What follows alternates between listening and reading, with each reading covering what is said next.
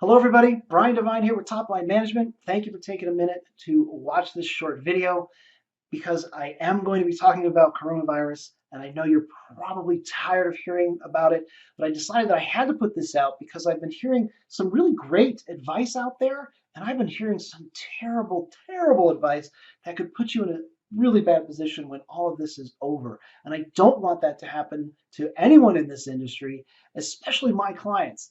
And if you're not a client, I still want you to have this information because I think it's so important. So there are three things that I want to make sure you know you need to be doing throughout this whole coronavirus pandemic scare. This is real, and I don't want you to shy away from it. What I want you to consider is being a leader in your community, a leader in your industry, and getting in front of it. So the three things are addressing people's worries and concerns, so you're keeping communication open. Number two, give helpful information, but don't overdo it, and I'll explain what I mean by that. And number three, let people know what you're going to be doing next and what they can do next. And then I'll give you a little bonus thing that I thought might be helpful as well. So let me go through this. Number one, addressing their worries and their concerns.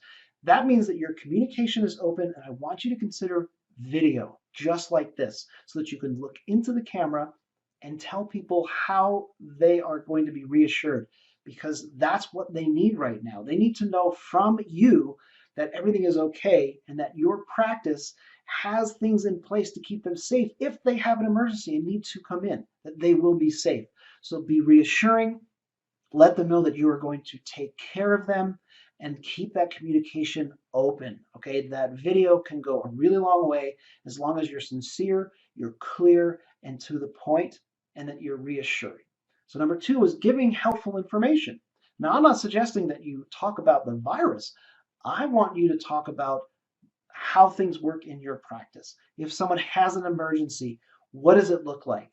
How are you keeping them safe? And I don't want you to go overboard. Keep it short and clear so that they know this is what's going to happen when they come in for that appointment. This is what you do to keep them safe, and that they can feel very confident coming to your practice. And then consider virtual consults, right? Let people know that that's an option so that you can continue gaining new business for your practice. Let people know. So just having it isn't enough. You have to let people know. So that's number two, helpful information. Number three is letting people know what you're going to do next and what you might need them to do next. What do I mean by that? Well, if you're going to do virtual consults, let them know that that is an option. If you're going to be keeping information in front of them through social media, let them know that. If you're going to put it on your website, let them know where to find information. Let them know where and how to contact you. So are you going to do Facebook Messenger and have someone man that? So if somebody has a question on Facebook Messenger, they're going to get a quick response, not from a bot, from a real person who can help and answer any questions that they have. And then maybe there's something you need them to do, right? If they need to cancel, or if they have an emergency and they need to schedule, let them know what to do in order to make that happen. Because maybe you have different hours, let them know what the hours are. And that brings me to the little bonus. And this is something that I heard, I can't remember, it was a marketing firm. I thought they did a great job here. It was to not tell people that you're closing or that you are closed.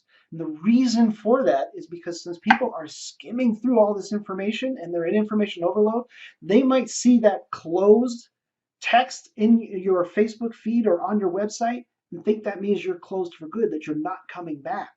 So that is a risk that I don't think is worth you taking. So don't use the word closed if you don't have to. Think about that you are changing your hours, that you will be open for people that need emergency visits. Let them know how to take advantage of that. But don't just use the word closed, because that can cause people to think that you are going out of business. And I don't want that for you. Okay, so those are the three things, the three and a half, I should say, that I want you to keep in mind. Number one, addressing their worries, their concerns, and if you can, please do it via video so that you can look them in the eyes, so to speak, right? That's how it feels, and make them feel reassured. Number two, give them that helpful information that they need. So again, they feel reassured and safe. And number three, let them know what you're going to do next and let them know what they can do next. And then of course, that last one that I thought was just really great was don't say that you're closed. All right, let them know that you're changing your hours. Let them know when you will be open, things like that. All right, that covers everything. I know there's going to be a lot of questions. I know you're getting inundated with this stuff, but please think about those three things. If you have questions, let me know. I'm happy to help in any way I can. Let me know how I can support you. And that's it for me. Bye for now.